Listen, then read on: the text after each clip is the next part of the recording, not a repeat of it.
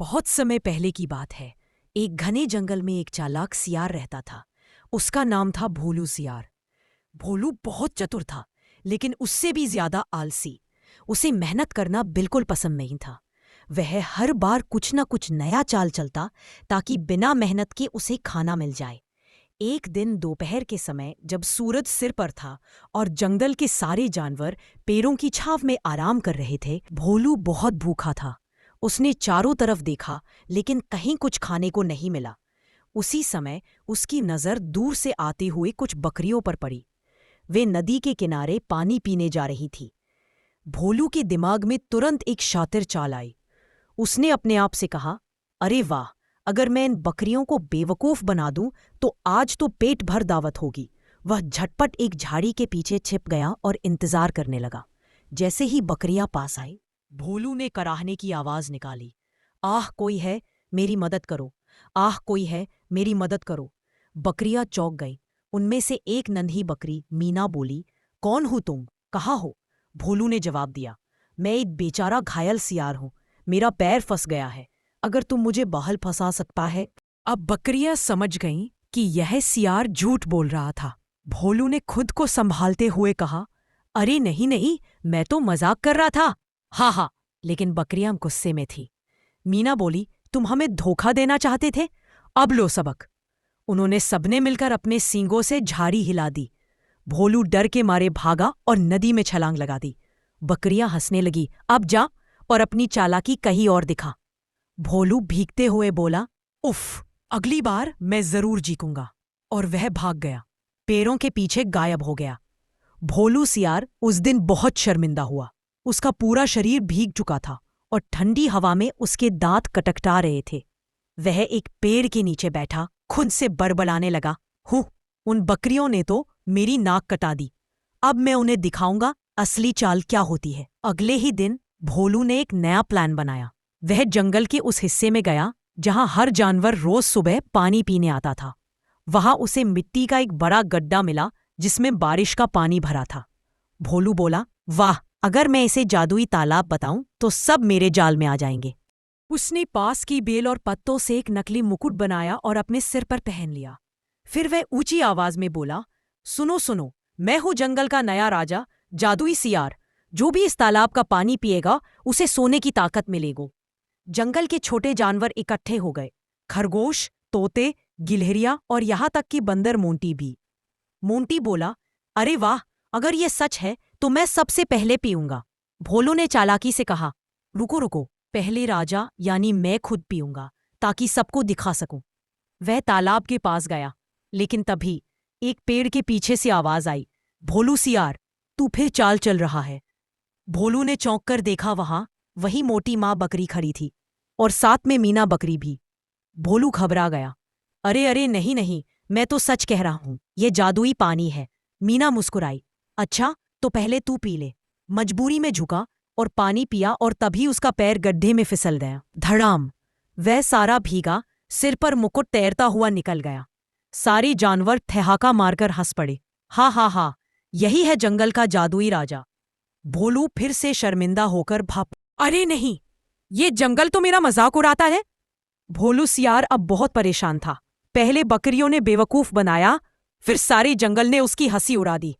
वह जंगल के किनारे एक गुफा में जाकर बैठ गया और बड़बड़ाने लगा, ना कोई मुझे मानता है, ना डरता है। अगर मैं डरावना बन जाऊं तो सब डरेंगे। उसी वक्त बारिश शुरू हो गई। बिजली चमकी और दूर एक गांव की तरफ से आवाज आई, ढोल की, धक धक धक। भोलू ने सोचा, ये आवाज किसी शादी की लगती है, वहां जरूर बहुत सारा खाना होगा। वह धीरे धीरे गांव की तरफ चला गया। गांव में लोग नाच रहे थे, गा रहे थे और पकवानों की खुशबू हर ओर फैली थी। भोलू ने झांक कर देखा, वहां पूरी हलवा, कचौरी और दूध रखा था। वाह, आज तो मजे ही मजे हैं, वह बोला और धीरे से एक झोले में खाना भरने लगा। लेकिन तभी एक कुत्ता भौंक उठा, भौं भौं भौं। भोलू डर के मारे भागा, पर कुत्ते उसके पीछे। वह गिरता पड़ता जंगल की ओर भागा और किसी तरह गुफा में पहुंच गया। सांस फूल रही थी, कपड़े फटे थे और खाना आधा गिर चुका था। उफ, आज फिर बुरा हाल। उसी समय उसकी गुफा के बाहर मीना बकरी और कुछ छोटे जानवर आए। उन्होंने देखा कि भोलू उदास बैठा है। मीना बोली, भोलू, तू हर बार चांद चलता है, इसलिए सब तुझसे डरते या हंसते हैं। अगर तू अच्छा बन जाए और सबकी मदद करे तो जंगल तुझे भी अपना दोस्त मान लेगा। भोलू ने चुपचाप सिर झुका लिया। पहली बार उसने सोचा, शायद मीना सही कह रही है। चालाकी से पेट तो भर सकता हूं, पर दिल नहीं। अगले दिन भोलू ने तय किया समझदार सियार बनेगा। अब से वो चालाक नहीं, वह जानवरों की मदद करने लगा और धीरे धीरे सब उसका दोस्त बन गए। अब जब भी कोई जंगल में भोलू को देखता तो कहता, वो रहा हमारा समझदार सियार। कहानी का संदेश, चालाकी से नहीं, ईमानदारी और समझदारी से ही सच्चा सम्मान मिलता है। अब भोलू सियार पूरी तरह बदल चुका था। वो पहले जैसा चालाक और धोखेबाज नहीं रहा। अब उसका दिल दयालु बन गया था और वो जंगल के हर छोटे बड़े जानवर की मदद करने लगा था। एक दिन जंगल में एक बड़ी समस्या आ गई। नदी का पुल टूट गया था, जिससे सारे जानवरों को पानी पीने में परेशानी होने लगी। भालू बोला, अब हम कैसे पार जाएंगे? लकड़ी बहुत। सब जानवर परेशान हो गए। तभी भोलू आगे आया और बोला, अगर सब मिलकर काम करें तो कुछ भी असंभव नहीं। भोलू ने अपनी चालाकी अब भलाई में लगाई। उसने कहा, हाथी गजाधर पेड़ गिराएगा, बंदर मोंटी बेल बांधेंगे और मैं रास्ता दिखाऊंगा। सारे जानवर मिलकर मेहनत करने लगे।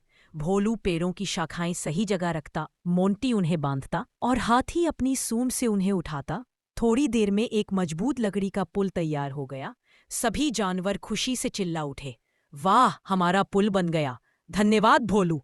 भोलू मुस्कुराया और बोला, अब समझ आया, साथ मिलकर काम करना किसी चाल से ज्यादा ताकतवर होता है। मीना बकरी आगे बढ़ी और बोली, देखो, अब भोलू हमारा सच्चा दोस्त है। भोलू ने हंसकर कहा, अब से मैं किसी को धोखा नहीं दूंगा, बल्कि सबका सहारा बनूंगा। जंगल में ढोल नगाड़े बजे, पंछी गाने लगे और सबने मिलकर जश्न मनाया। भोलू सियार को अब सब भोलू भाई कहने लगे। जंगल का सबसे समझदार और मददगार जानवर। चालाकी से नहीं, मिलजुल कर और ईमानदारी से काम करने में ही असली जीत है। जब हम दूसरों की मदद करते हैं तो दुनिया भी हमारी मदद। अब जंगल में शांति और खुशी का माहौल था। हर जानवर अपने काम में खुश था और सब भोलू भाई सियार की इज्जत करते थे। लेकिन एक दिन जंगल में एक नया खतरा आ गया, एक भयंकर आग। गर्मियों का मौसम था, पेड़ सूखे थे और एक बिजली की कड़क से जंगल में आग लग गई। धीरे धीरे आग फैलने लगी, धुआं आसमान तक पहुंच गया। पंछी चिल्लाने लगे, खरगोश और गिलहरियां इधर उधर भागने लगी। हाथी गजादर गर्जा, सब लोग भागो, आग बढ़ती जा रही है। भोलू ने देखा कि छोटे छोटे जानवर डर के मारे रास्ता भूल रहे हैं। वो जोर से बोला, किसी को भागना नहीं है, सब मेरी बात सुनो। भोलू ने तुरंत एक योजना बनाई। वो बोला, गजाधर भाई, आप अपनी सूंड से नदी का पानी भरकर पेड़ों पर डालो। मोंटी बंदर, तुम ऊंचे पेड़ों पर जाकर आग की दिशा बताओ। मीना और बाकी बकरियां छोटे जानवरों को सुरक्षित जगह पर ले जाओ। सबने मिलकर भोलू की बात मानी। हाथी ने सूंड से पानी फेंका रास्ता दिखाया। बंदर ने सबको आग से दूर और भोलू आगे आगे दौड़ता हुआ सबको सुरक्षित जगह ले गया। कई घंटे की मेहनत के बाद आखिरकार आग बुझ गई। पूरा जंगल भोलू भाई के नाम से गूंज उठा।